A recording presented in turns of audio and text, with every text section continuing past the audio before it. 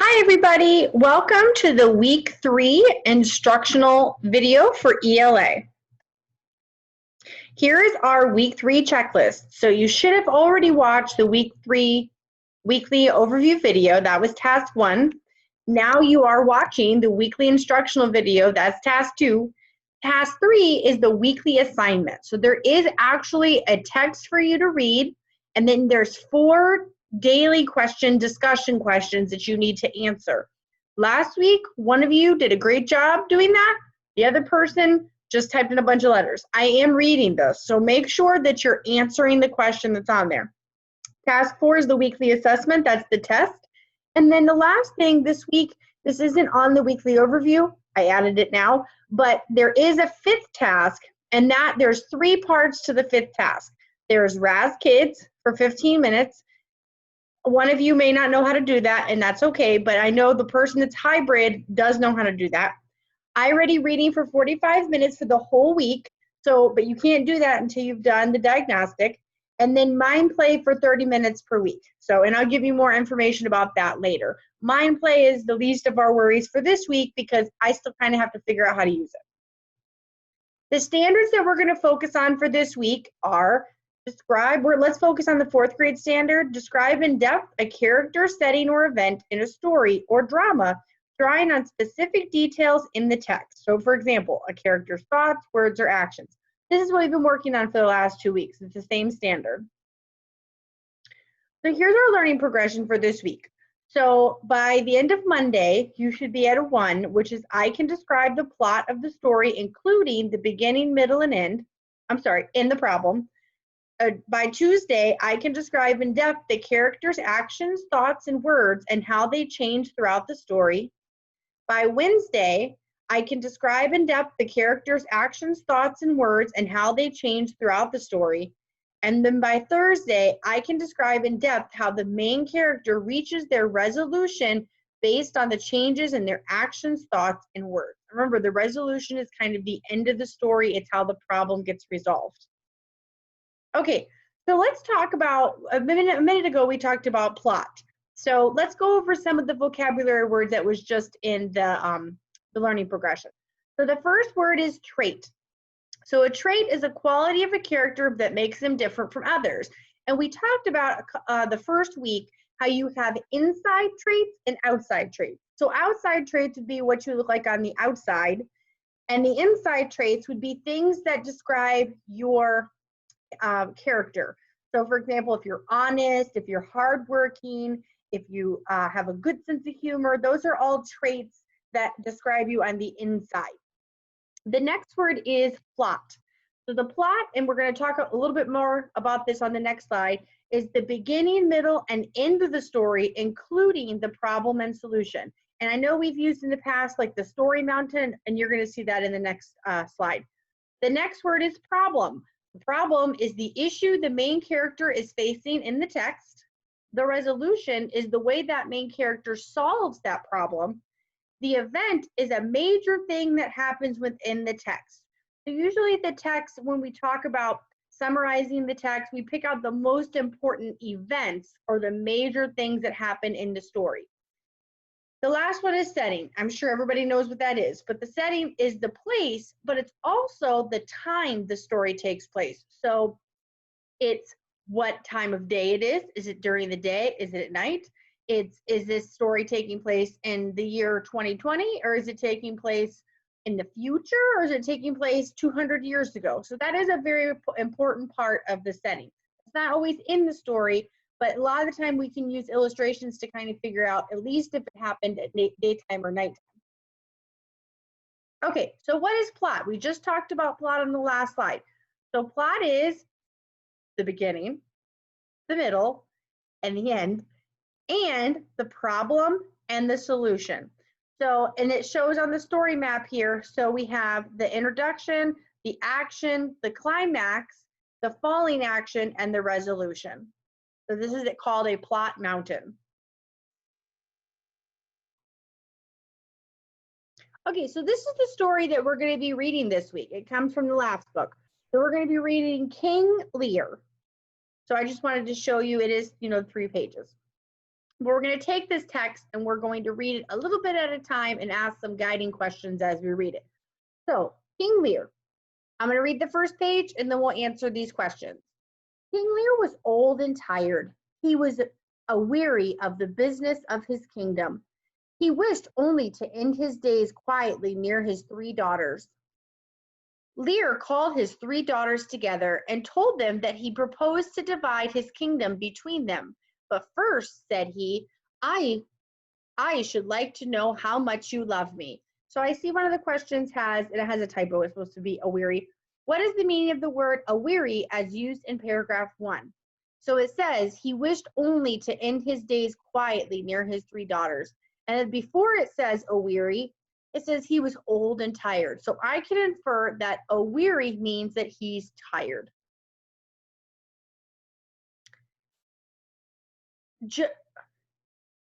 We're going to go with Goneril. I'm not sure how to pronounce that. Goneril, who was really a very wicked woman and did not love her father at all, said she loved him more than words could say. She loved him dearer than eyesight, space, or liberty, more than life, grace, health, beauty, and honor. I love you as much as my sister and more, professed Regan. I think it's Regan. Regan? We're going to go with Regan. I care for nothing but my father's love. Lear was very much pleased and turned to his youngest daughter, Cordelia. Now, our joy, though last not least, he said, the best part of my kingdom have I kept for you. What can you say? Nothing, my lord, said Cordelia. So as you can see, I'm having a hard time with some of these names. So this is kind of a good example of when you're reading a text, if you don't know the person's name, just guess and move on. All right, so let's look at our questions over here. So it says, what happens after King Lear decides he wants to retire from being king? So it tells us at the beginning, he wished only to end his days quietly near his 3 daughters. So I know all of these paragraphs after this, after those sentences, are describing his daughters telling them how much they love him because they want to get the larger part of his kingdom. How does the reader know the 2 oldest sisters want to trick King Lear? Well, I know it says after it says Goneril, who was really a very wicked woman. So that's a good clue that she's going to try to trick him.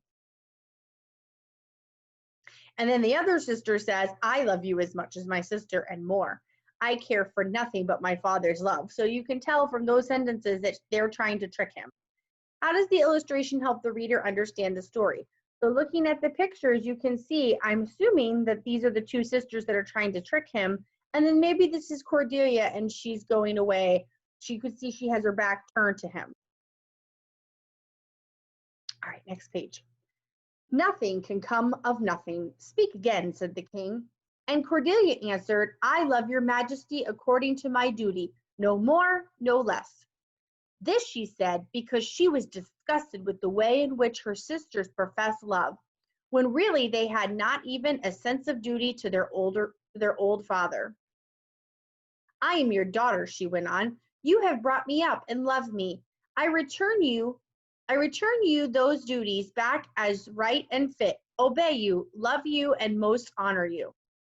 Lear, who loved Cordelia best, had wished her to make more extravagant professions of love than her sisters. Go, he said, be forever a stranger to my heart and me. He divided the kingdom between Goneril and Regan, and told them he should only keep 100 knights at arms, and would live with his daughters by turns. The king now went to stay with his daughter Goneril, who had got everything from her father that he had to give. She now began to grudge even the 100 knights that he had reserved for himself. She was harsh and undutiful to him. Her servants either refused to obey his orders or pretended they did not hear them. Goneril, said Lear, I will not trouble you further, yet I have left another daughter. All right, so let's look at our guiding questions.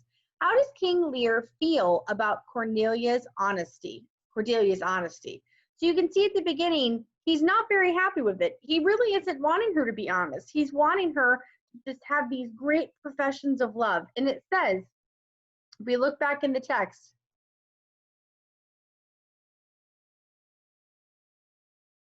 I'm looking for their sentence. This, she said, because she was disgusted with the way in which, nope, that's not it. Where's the sentence?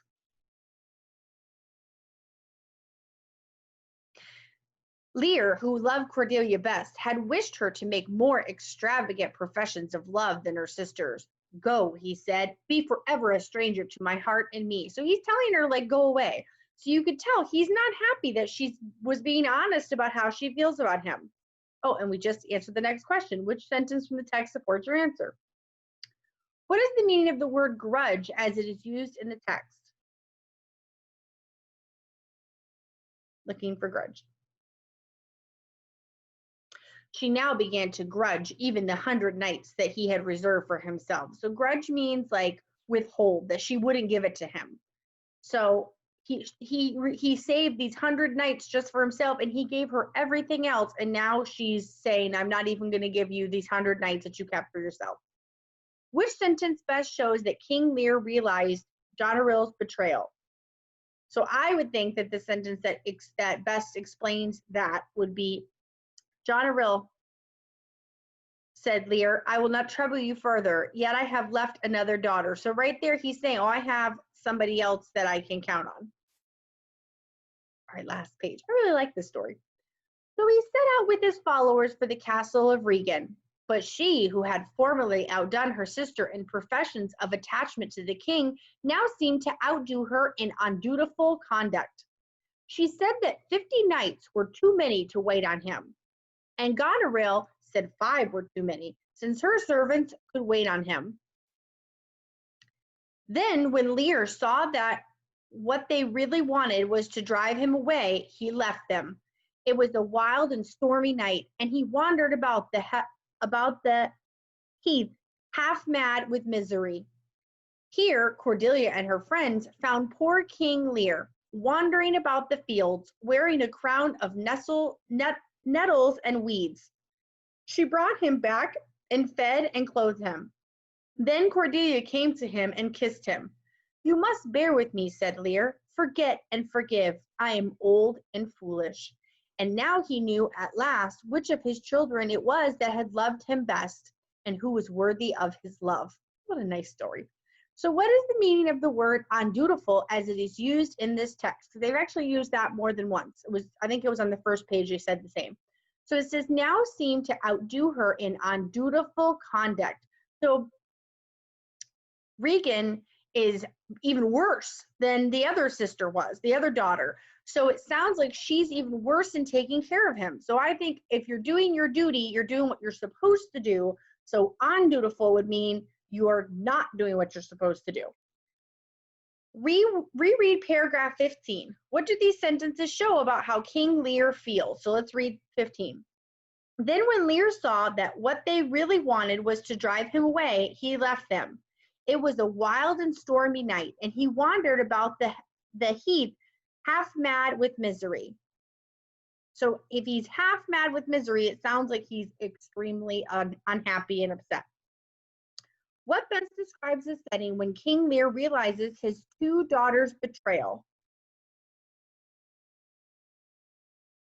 I think the setting when he realizes this is when he's at the castle of Regan, because he sees that Regan and Goneril are both are not treating him right.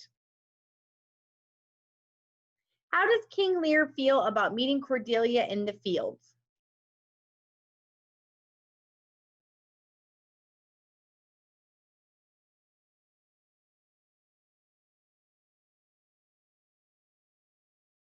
So he says, you must bear with me, said Lear. Forget and forgive. I am old and foolish. So I think it sounds like he regrets the way that he treated Cordelia, that he feels really bad about it.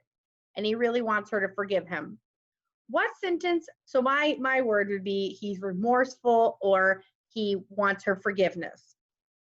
What sentence from the text shows that Cordelia was the only one who really loved King Lear? So I think the sentence that shows that is where it says, she brought him back and fed and clothed him. Then Cordelia came to him and kissed him. So even after everything that he's done and he sent her away, she's still showing him love by taking care of him and giving him a kiss. What is the meaning of the word worthy?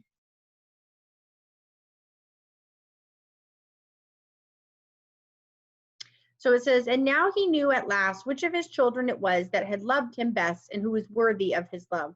So I think worthy means that you are, I'm trying to think of the right words to use for this.